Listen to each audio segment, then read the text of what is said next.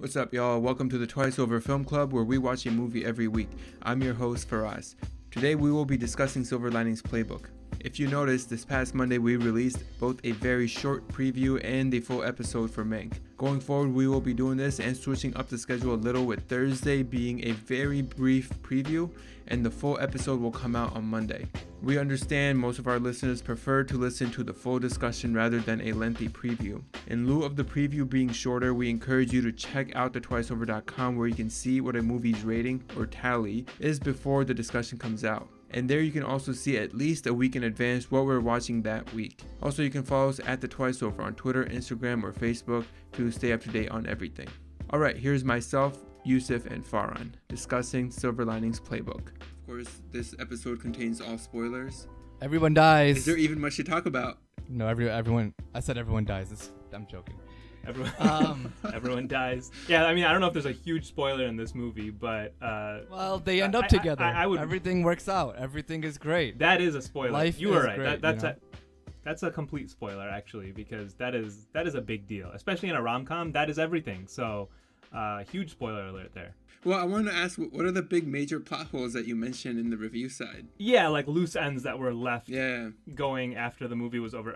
Okay, so first of all, maybe this is just a product of me really enjoying Chris Tucker's performance, but I wanted to know more about what happened with Danny and his whole saga, because, you know, we get a handful of scenes, and every time he showed up on screen, like, I loved those scenes because he did a good job acting, and I really liked that aspect of the story with Danny's character. He keeps popping in, and he's always got some new excuse for the legal reasons why he's gotten out of the mental institution back in Baltimore. Hilarious. It was funny every single time, and even when I knew it was coming. So I loved that, but I wanted to see kind of how things wrapped up with him. Instead, we don't really get an explanation of how he finally got out. It's just that it seems like he's out for good, and he's kind of just, he shows up at the dance contest with a date, who maybe we can assume is the girl Tanya that he mentioned from his previous visit. I don't know, but we don't really get any explanation as to that. And I don't know. Maybe, again, I just enjoyed that character. Maybe it is kind of a minor role, but I did want to see that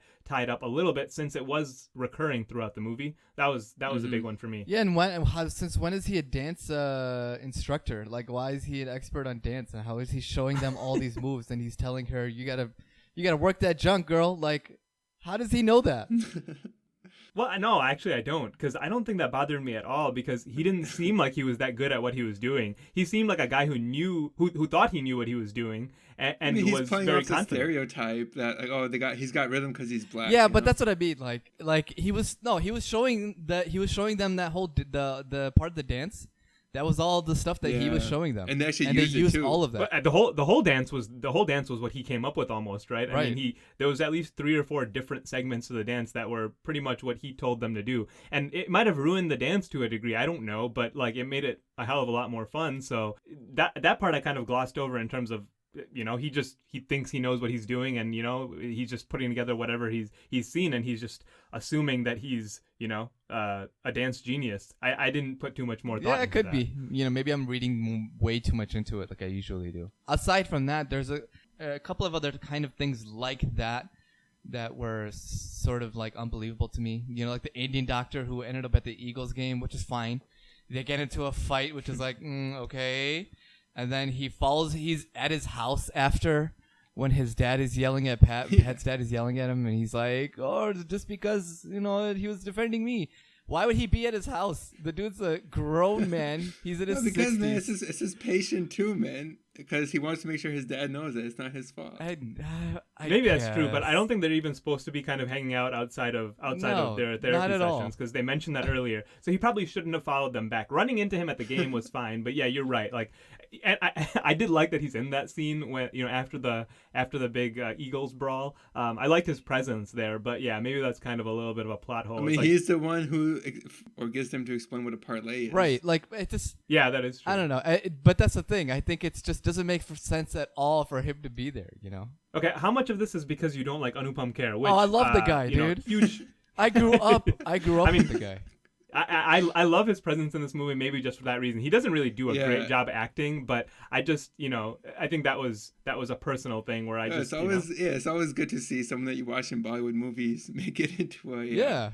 a full feature American film. I mean, a what Hollywood other feature. what other Bollywood actors have made it to the degree that he has? I mean, he plays a lot of different like smaller roles like this, but I think he's one of the more present Bollywood actors in terms of the Hollywood scene at this point, right? Well, the only thing I can think of is Slumdog Millionaire, and I don't know. I mean, I agree with you. There's not a lot of people from Bollywood that make it into Hollywood at all. Is he in other movies? You said he's played other roles? Yeah, and I can't even think of another one off the top of my head, but I've seen him in similar kind of supporting roles, not even like the main supporting roles, but just kind of, additional characters. I've seen him in a couple roles like that. And again, his acting's not amazing. I think to a degree he gets those roles because he's an older Indian guy and that's what they're looking for a particular role like they were here.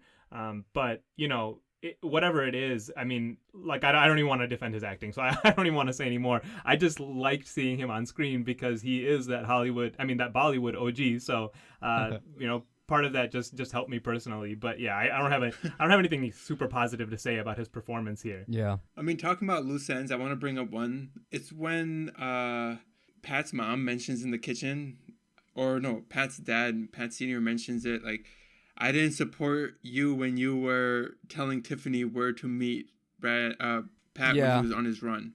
And I was just like, wait, It's what? so That was random. so random. So is Pat's family trying to set him up with Tiffany on one end, but like on the face of it, trying to make like, hey, why are you hanging out with Tiffany all the time? I think that during the movie, this is what I think. During the movie, they were like, how does she know where he's running like all the time? That doesn't make any sense, right? That's not believable. They're like, well, we'll just say that she called his mom and then she told him where he was running. It's fixed. No, I felt like It's all it was fixed. more- I thought it was more believable when she just straight up said like, hey, you're running by my house. Yeah, This is I my think house. they This made is it where I worse run." when they made her be the reason why. Because how does she know? She doesn't. He never told her where he was running.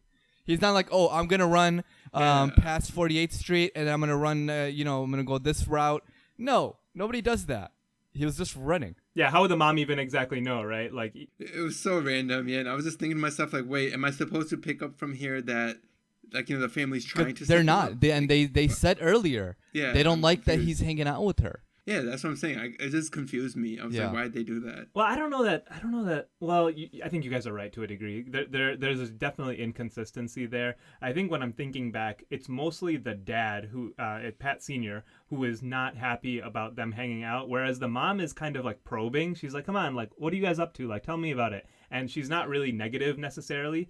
But then on the other hand, like, there's also scenes where Ronnie is saying like, you should be careful around Tiffany. She goes through a lot of therapy. She's kind of unhinged. On the other hand, he had just invited them to dinner together in order to basically set them up, which maybe the mom was in on that too. But again, it's just like, it's a mix of them trying to set them up and then warning them not to be too close. And so it, in some way or the other, it doesn't make sense. You can explain one or the other, but then that knocks out the explanation for other parts of this plot. So yeah, there's definitely kind of a mess of stuff going on with who's involved with that setting Yeah, up. it's contradictory. Speaking of stuff that doesn't make sense, man, one thing that annoyed me, I just kept bringing it up to my wife when we were watching it. Why are they always running in the middle of the street, man? Right. You get run over. It just bothers me. I assumed that was a Philly thing, so you were going to tell me why people keep running in the middle of the street. I mean, I don't think it's a Philly thing, considering I've never even lived in Philly. It's because I'm a fan of the Eagles. I should mention that, by the way. I was not biased. Clearly, I think I scored this movie the lowest out of all three of us.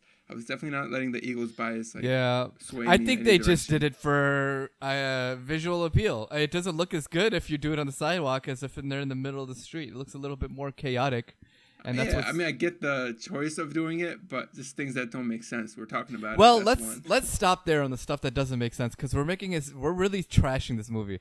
Wait, I need to mention one more though, the one that bothered me the most, but this will be the last one. I mean, what the hell is up with Nikki by the end of this? Why did she show up to his dance contest and then like not really do anything? And she's clearly not like super interested, but she has a restraining order, but she decides to show up. And then he goes over, talks to her, whispers something in her ear after the dance, and then we never find out what that was or like Yeah. what the hell. But like it seems like they were like okay in that interaction, so like obviously she didn't Yeah. scare him away. But it's just like it's like why do all of that and then get nothing out of that? I suppose the only function of that whispering was to kind of to set Basically, Tiffany off, right. right? And then she sees them being right? She sees them being kind of, personal, and so she gets upset and leaves, and then that's what leads to the final scene. getting together, the kissing scene, right? So we always need that for the rom-com. So maybe it's just a device to get us there. But I agree with you completely. I think that was a stupid part to put in. Here's the silver lining in all this, huh? Any other actors you put in this movie it's gonna suck. You put any other actors in this movie, this ends up being your typical rom-com. Because of the actors who played this movie, now look at this movie. It's up for Oscars. It's up for Academy Awards, whether you agree or not. It's got some critical acclaim because of the actors who are in it. Put in some garbage actors, and it's just not going to be the same. It really will not be the same. That's kind of the thing, right? They took a script that has all these holes, that has all of these things that don't make any sense, that would be trashed. However, I mean, they made it something really good, right? And a part of that is the performance. Jennifer Lawrence is very believable for the most part. She played a similar, I think this movie and American Hustle, the roles that she and Bradley Cooper played are very similar. Same director, and it came out a year later. She plays somebody who's she's kind of psychotic in that movie. And Bradley Cooper plays somebody who's very neurotic. And I think that they have a lot of the same mannerisms in both of those movies. And I think they both did a really good job in both movies. But Jennifer Lawrence in this movie, I think here's the thing. I mean, I don't know how realistic it is for bipolar, but she does a really good job at flipping the switch between being, happy and being hysterical. I think good points. I think that's exactly right. And I mean, so, to your point, actually, we don't know what her mental illness is. We know that Pat is bipolar, but, we can assume she has some sort of issues, and, maybe she's bipolar too, but because they do mention that they've been on a lot of the same medications as well. So, you do see multiple different sides and multiple different extremes in both of their performances. There's times where they're very, subtle or mellow or sad, and then there's other times where, they're just shooting off the cuff. I think that that scene in the diner where they go on their quote unquote date in the diner, and Pat orders the raisin bran. I think you see a lot of the different aspects in that one scene, right? I mean, from that meetup all the way through she storms out and there's that walk home, and you kind of get this extended fight going on in different locations. And I mean, she walks through a lot of different emotions. I love that scene because it's like all over the place. Yeah, I mean, there's breadth. There's a lot of range in that scene. You're completely right. That's probably, if I had to say my favorite scene, it is the scene when they're in the diner and he's asking her why she got fired, and she's telling him, and he's like so interested in it, but he's also like, I mean, another theme I would say is that everybody's crazy in their own way in this movie, right? And so you kind of see it in that scene too. Where he's like, she's so insane, but I can't stop listening because I'm really turned on right now. I mean, it goes further than that too, right? Because it's not even. I don't think it's that simple as that he's just turned on. He's just I think he's fascinated, but no, he's also turned on because he can't stop listening. He keeps acting, and you can tell he plays like a perverted character really well in that scene, where somebody who just really, you know what I mean? When she's like, he keeps saying like, no, like I'm not gonna bother you about that. Wait, I have one more question. And then like he asks something even more personal, and then he keeps doing that, and he's trying to make a division in terms of like, I'm not that person, but anyway, just tell me a little bit more about that thing that person would ask you about. You know what I mean? Yeah. He does that a lot, and I think that's kind of an overarching theme for me, where there's, you're right. It's like everyone's got issues, but then also at the same time, everyone thinks that their issues aren't real issues, but they pity that next person who has the real issues, right? And Pat does this constantly, where and especially in that scene, he tells her, like, she says something to the extent of, that Veronica thinks like you're fine, but you're a little bit like me, and he's like you, like you can't lump me and you together. He acted that so well. He acted that part so well. You know what I mean? He did such a good job with that. I thought so. Farn, I think I agree with you. That's probably my favorite scene too. When I look back at the movie, I'm not sure if there was another scene that that progressed the movie as much as Yeah. that scene did, and it was well acted. There's like one you mentioned. character there's only one character I can think of that has come to terms with the issues that they have and have kind of embraced it, and that's Tiffany. Tiffany, yeah, I think you're right. Right? She's comfortable with it all, and she knows who she is, and she even says that to him. She's like, I have all these different parts of me. There's a sloppy part of me, and I'm okay with all of that. I like those parts of me, but you can't say the same about yourself. So she, that's on one of the earlier runs that they take. Quote unquote together. She yells at him and she says that, and he doesn't really get it. Like everyone else is kind of hiding, or they think, what, for us, you mentioned a quote to me recently which I kept thinking of during this movie, where it's a kind of political quote, but the idea is that a lot of poor people don't want to fix the system because they don't see themselves as poor people. They see themselves as temporarily embarrassed millionaires, right? And I kept thinking of that because Pat thinks of himself as a temporarily embarrassed sane person, and he just doesn't get that I'm as crazy as everyone. And that doesn't just apply to him; it applies to Pat Senior, who thinks that his son is the one with the real problems, but he's totally normal with his obsession with superstitions and gambling, and he's got a violence issue as well, and he doesn't think that he's a person that needs to get any sort of therapy or get better at all. And so it's kind of like it's an indictment on all of society, kind of by where we draw the boundaries between okay behavior and crazy behavior. Yeah, it just goes back to like the judgmental nature that people might have of each other, and how we can't picture ourselves in the same box as someone else, even if we are in the same box. It just goes back to that. Yeah. I think the other character, Farhan, that I would say is kind of comfortable with, or has at least accepted what's wrong with them, is Ronnie, who is That's very true. open about all Yeah, the issues that's he's true. having. The scene where he's at the dinner party, where he's kind of like he's trying to explain to Pat all how much stress he's under, and he starts like choking himself, and he's like, I'm not okay. Don't tell anyone this, but I'm not okay. And that scene was actually, it's weird. That scene was supposed to be comedy. You're supposed to be laughing at his portrayal of how under the gun he is, and it's actually really sad, but that was supposed to be a funny scene. And I think the first time I watched this movie, I probably did kind of chuckle at it, but this time around I was like, man, like all these Poor people guy. have serious issues. I feel really bad. Well, for him I in that was scene. cracking up at it personally. Most people had a delusion besides for him and Tiffany. Yeah, I think we can point that out about a lot of characters beyond the ones that we've even mentioned. Everyone's kind of got their own explanation for exactly why they're in the shoes that they're in. Yeah. Sounds like from this part, it's the themes and the acting that really push this movie. Yeah, and it is a good. I thought it was still a good story, and it's an atypical love story. It's so random that there's a parlay between a football game and a dance competition. But I think it's a really enjoyable movie. It's not hard to watch. There's not a lot. You don't have to know a lot in order to get what's going on. It's very simple, and I think that they play on that really well. Sometimes to a fault, where they ignore details. But I think overall it's a really enjoyable movie and some incredible performances. Here's the thing: playing a comedy role is harder. Doing a good acting role in comedy is way harder than doing a good acting role in a drama. That's why, like, Jason Bateman is one of my favorite actors in a TV series because of his role in Arrested Development. It's hard to play. It's hard to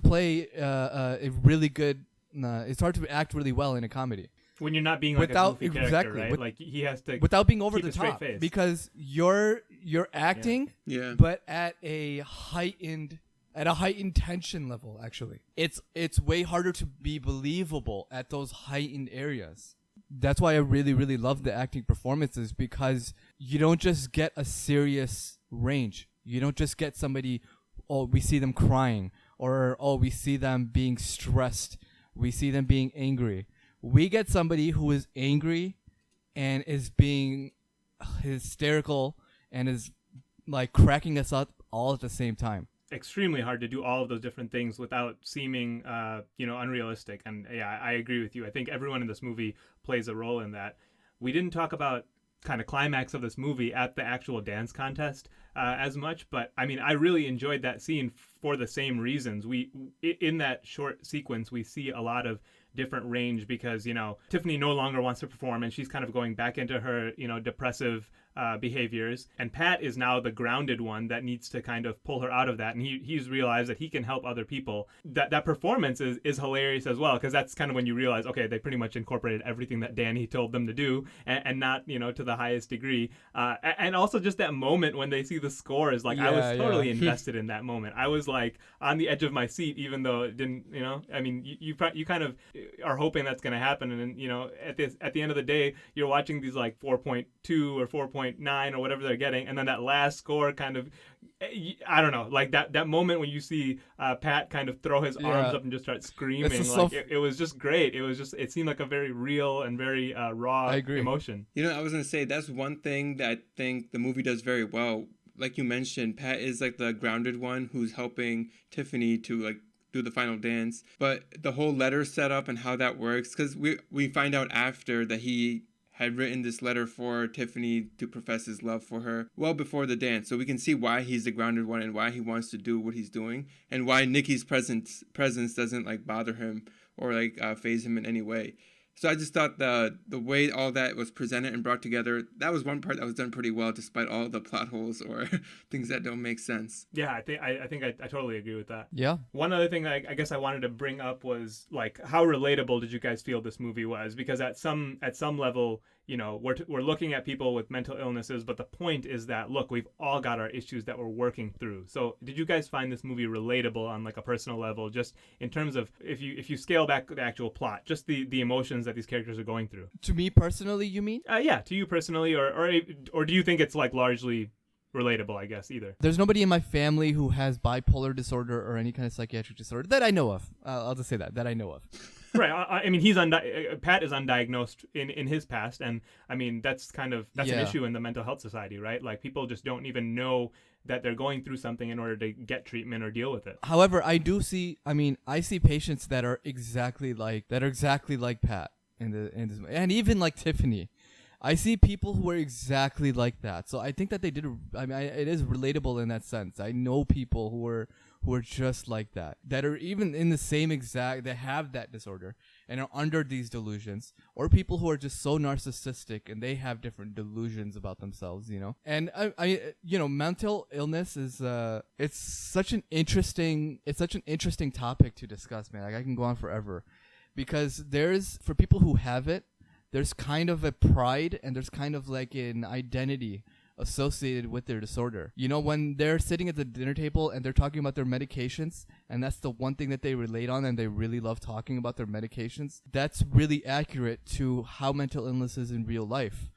They're kind of proud of the fact that they have it. They belong with this particular group, and they're saying, hey, I'm bipolar, and their whole world revolves around other people knowing that they are bipolar. Other people knowing. I mean, it's about acceptance, right? They feel accepted, which is important. Like, think about ADHD, right? Everybody has ADHD now, apparently, because everybody self-diagnoses ADHD for themselves. Why are you people doing that? Because it's an identity thing. I could talk about it forever, but there is definitely, something there. Why? What do you think, Yusuf? How does this relate to you? Well, I mean, so first of all, I just want to say, like, I totally did love that scene where they don't get along for a moment during that dinner, but the one time they do is when she asks him, what meds are you on? And then, like, it just like it opens up, and then obviously Veronica and Ronnie are getting very uncomfortable in that situation. So yeah, you're totally on point there. I mean, that's very interesting that I didn't know all of that you just kind of, all that insight you provided, but it's kind of, everyone just kind of wants an explanation for what's going on with them. So kind of wearing that as like, a bit of a badge, and they have a condition and they can relate to other people that are going through something similar. I get that. And so what I related to is kind of spinning off of that, where Pat Sr. has not identified himself with a mental condition, although I really do think all the superstitions and all that, like it's clear that he's got something going on that he's not dealing with. OCD, man. Yeah. And so, like, he's got a lot of issues, but he hasn't recognized that, and so he cannot relate to his son at all. And sports is the one thing that unifies them, and it doesn't just apply to them; it applies to a lot of people in this movie. You see that kind of at that tailgate scene as well, where that's kind of what breaks down the barrier between the Asian invasion, as they call it, when the Indian Philly fans show up. Like, it's 1 second where they're kind of hating on each other, and then suddenly they're like, we gotta bust Eli Manning's ass in the backfield, and that's how we're gonna. And suddenly they're like all, one big unit. I related to that because there's so many people in my life where, I formed a relationship that started with sports, and it's something that we can all kind of get on the same page with, and it kind of makes the other things that differentiate us a little bit less significant, and it helps break those barriers down. I mean, I can even say I think that's something that I bond with my own dad. Start talking about sports, and that's how a lot of our conversations start, and they don't end there, but that's always something that we can link back to.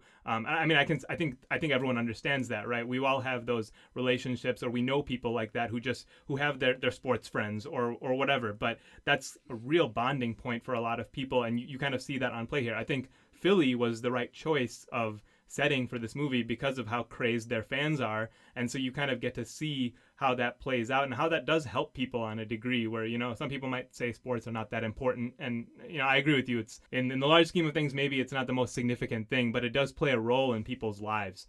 So I did like that about that. Franz, I had a question for you, man. What did you think about De Niro's emotional scene in this movie? Has he done that in any other movie? Yeah, he has. He's done it so many times. Are you talking about the scene where he's opening up to Pat, like in his room? Has he cried like that in another movie? Cry except. Okay, first of all, it's ludicrous what he's talking about in the movie right now, right? He's going up there to tell him, like, hey, we're in a big predicament, as if you're thinking, like, oh my God, what's about to happen? And the predicament is that the Eagles are they have to play for the division. That's the only way they'll get into the playoffs. Well, he's bonding with his son. That's the only thing he knows how to communicate. It is that, but I'm just saying, like, that's the ludicrous, like, that's the comedy underneath all of this. Yeah, definitely. Because you think he's gonna say something bigger. Well, it is something bigger. To him, it is, right? To him, it's pretty significant. Well, it's not just that. His restaurant is on the line. Yeah, his restaurant's on the line for it. He's betting big on that. That's true. But I mean, De Niro has. I mean, I'm thinking of The Deer Hunter right now. He shows a lot of emotion in that movie. Now, I can't say I remember him just like breaking down and crying like that. It's not like this, dude. It's not like this. That's why I think it's so interesting that he does this at the end of his. It's not the end of his career either, because this is 2012. The dude's still. Just did a movie last year that was up for one of the best movies of the year. Or was that this year? Irishman. That was last year. That was this year. That was a few months ago. No, man. It was November 2019. Okay. So he's not even at the end of his career, which is insane to think about. But it's so interesting that he did that kind of a scene at that point in his career. I had never seen him doing anything like that. And for everybody who always says, oh, De Niro's so, he only plays one, he's one-dimensional. He's got one type of thing. I really disagree. Yeah. I disagree. I mean, I think there might be like one time in his career that was that, like 80s and 90s, but he had so much range before and after. And the movies that come after are pretty weak for sure. Like Silver Linings, like I said, is like the first good one since like Casino or something. So anyone who says he's one-dimensional just hasn't seen enough of his work. Yeah. But it's also that he's done so much stuff. Right, exactly. I would follow up that scene that you mentioned with also the outburst when they get back from the Eagles game. Yeah. And he's going off on his son, and it's a lot of anger, but like you can tell that there's emotion in that anger beyond it's also just like frustration rage. And like despair.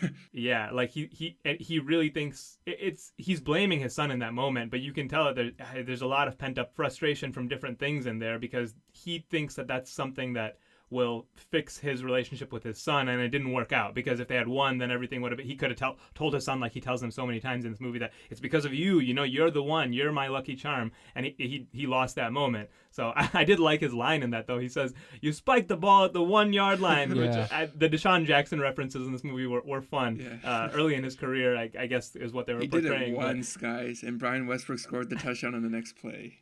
Did you like the Eagles references? Yeah, of course. In this movie? And I know exactly what play he was talking about too. When Deshaun Jackson dropped the ball at the 1 yard line before getting into the end zone. I think it was a Monday night game. Did that play actually get called back on that, or like I remember seeing that, but they basically downed it at the one where he dropped the ball. Oh, gotcha. Okay, and man, and then Brian Westbrook just jumped over the line and got the touchdown on the next play. So right, so it didn't matter in the end, I guess. Right. I did also like they dropped a line about Andy Reid's timeout management.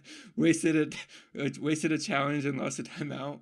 Yeah, they lost the game because classic. of it. So Yeah. I think that's a good. So, yeah, all in all, I mean, if you're looking for a really good acting performance, a good, enjoyable movie that I guess is technically a rom-com but is Oscar-worthy, then, go ahead and watch this movie. Yeah, it's still a very easy recommendation. If it's me reading the signs, There as you they go. say, it's worth the watch. It's definitely worth the watch, and you get a lot of different elements here, which I say that a lot, but I do think this is a movie where I didn't expect to see all the things that I saw in this movie. So you can enjoy it if you're a rom-com fan. You can also enjoy a lot of things about this movie if you're not. Absolutely. All right, everyone, that's us signing off. We'll be back next week. Thanks for listening to this production of The Twice Over. If you enjoyed this episode, consider subscribing and sharing it with a friend. Want to see what your tally is? Check out thetwiceover.com. All the movies we've done are listed there, as well as what we're watching for the current week. Follow us at The Twice Over on Twitter, Instagram, and Facebook, where you can leave us any suggestions, feedback, or comments. And if you're about it, you can also support us on Patreon.